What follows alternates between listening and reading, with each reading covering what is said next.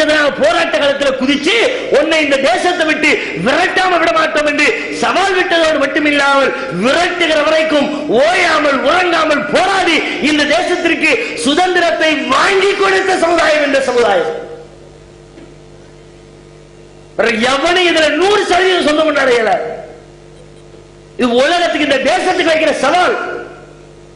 100% சொல்ல பார்க்கலாம். எங்களுடைய பங்களிப்பு முழுமையா இருந்துச்சு. யார் சொல்ல முடியும்? எந்த சாதி சொல்ல முடியும்? எந்த மதம் சொல்ல முடியும்? அந்த மதத்துல 4 பேர் இருப்பான், 40 பேர் இருப்பான். மொத்த சமுதாயத்திற்கு அந்த பங்களிப்பு இருக்காது.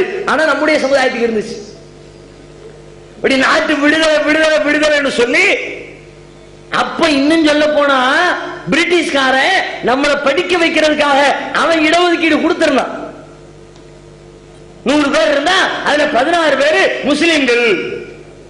16% இடஒதுக்கீடு அன்றைக்கு நமக்கு நடைமுறையில் இருந்துச்சு.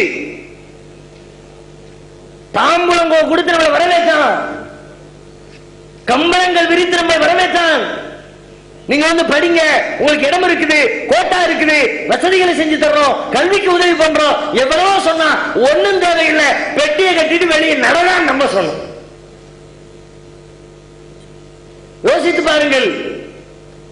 இடஒதுக்கீடு கொடுத்து படிக்க வாயென்று அழைத்து அந்த அழைப்பை புறக்கணித்து என் நாட்டு விடுதலை முக்கியம், என் தேசத்து சுதந்திரம் முக்கியம் என்று பாடுபட்ட சமுதாயம் அந்த போராட்டத்திலே பங்கெடுத்ததன் விளைவாக படிப்பை இழந்தோம். 50 ஆண்டு காலம் பின்தங்கி போனோம்.